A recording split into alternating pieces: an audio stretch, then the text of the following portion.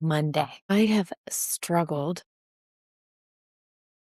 with figuring out like how to even talk about this because I feel like I sound crazy, but at the same time, I'm just going to do it and see what happens and whatever. I can hit record. I don't know if I'm going to actually be able to hit post, but we'll start with the recording. So over the weekend, I've been listening to that Chris Langland, which I believe I documented my first listening to him a couple days ago, Thursday or Friday. My head has expanded 3 sizes, and it's simply because, like, I'm continuing to wake up and continuing to have these epiphanies, and it's, like, funny how I don't know who else is having these, like, experiences of waking up, and it all started back in the fall when I got super sick. I don't know. I don't know if I was, like, wouldn't say I was, like, close to dying, but I will say that I was home by myself for a few weeks. And that caused me to have a little wake up and shift my mindset from being sick, which was dealing with that and just sleeping all day, to getting better, to meditating and thinking and daydreaming and writing, journaling, like listening to different YouTubes. And I mean, I feel like there was a reason that all happened to me. You know, there was a reason for that. And the more I listen to people talk about the world, the more I kind of spin on each concept. So it's like, I don't know if that's a good thing or a bad thing, right? I'm really trying to vet how each thing I hear makes me feel, meaning like, is it connecting with something? And obviously I've listened to a lot lately and I've only connected with X amount of things. However, a big one was this simulation theory. And again, I probably sound crazy, but that's the whole point. I feel like everybody is brainwashed because we've got the CIA and the feds and government positions telling us, don't think like that. That's crazy talk. When like you've got physicists and geniuses and people who understand so much more about the human life saying something different. And I'm not going to get totally into conspiracy theories or aliens because I just don't know enough yet. But I do feel miracles and moments gifted from God are something we get all the time to like show us how to live life. And most people don't catch it when it happens to them. They just keep going about their lives. I think a lot of people don't necessarily want to know the truth, but they also haven't had the headspace to stop and think about the truth. All they know is that they've got to go to work. They've got to, have a family. They've got to take care of their family. They've got to make money. They're supposed to do all these things to get to, we don't even know. What are we chasing? We're chasing money to then die in an unexpected way. Nobody knows how you're going to die.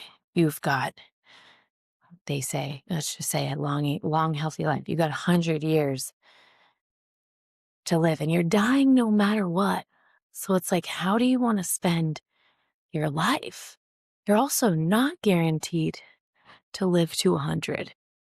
I think that's an interesting play as well, where you see people getting ALS at age 35 and they've got young kids and they die at 39. How do you explain that? Why did it happen?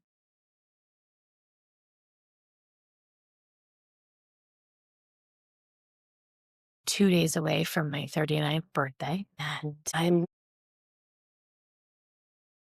kind of indifferent. I mean, I'm excited because it's another year I've made it. I'm like sad in a way. No, I shouldn't be. I'm just being honest here because it's like one less year that I get. in this life because I know I can't live forever. 38 was a really great year for me, like transformational. And I'm excited to see what 39 holds as I continue to dive into the truth and what I make of this world. I'm going to say one more epiphany before I have to go get ready this morning. This one I've been thinking about all weekend, and I've just been thinking of thoughts. I actually never said it out loud, so we'll see how this comes off because in my head sounds nuts, but also like, prove me wrong. Somebody prove me wrong. That's what I want to see. Like, who can tell me that that's not true? And I also just love thinking. I love being able to like think about this stuff because no one can take that knowledge away. Like, knowledge should be currency. I told my husband about the smartest man in the world, and I was talking about it with IQ.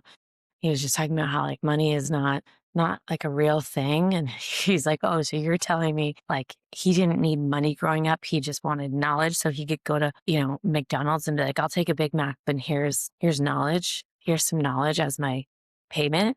I was like laughing because I'm like, no, but how sick would that be if that was the world we lived in, where you just traded pieces of knowledge?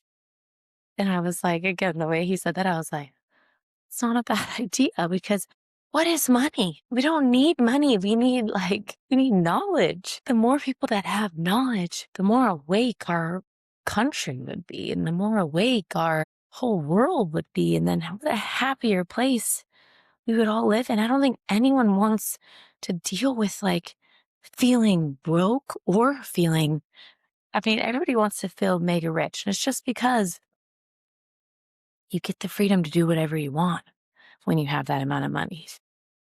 That's what people want. They want freedom. They don't want